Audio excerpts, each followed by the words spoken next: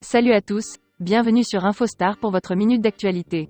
Si c'est la première fois que vous passez par ici, n'hésitez pas, abonnez-vous, et cliquez sur la cloche de notification pour ne rien rater des prochaines actualités. Cynic s'en prend vivement à Angèle, rien à foutre de tes chansons. Cynic a publié son titre « Balle perdue » dans lequel il cible explicitement plusieurs personnalités, parmi lesquelles Angèle, violemment prise à partie.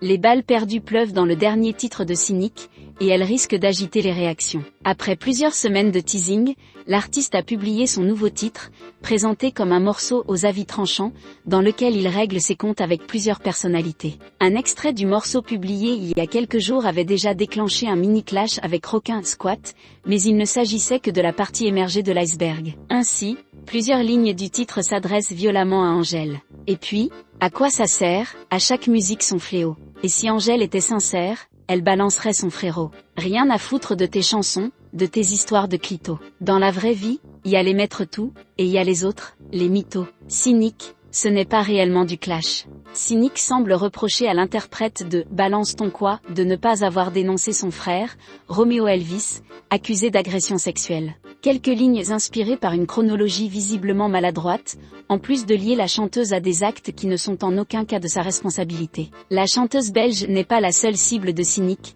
Kinvey, Kenji Girac, Slimane, Vita ou encore Franck Gastambide ont également droit à quelques rimes dédiées. Balle perdue devrait être le premier extrait du nouvel album de Cynic intitulé Nixie. Il y a quelques jours, l'artiste avait expliqué la démarche de son morceau pour Génération.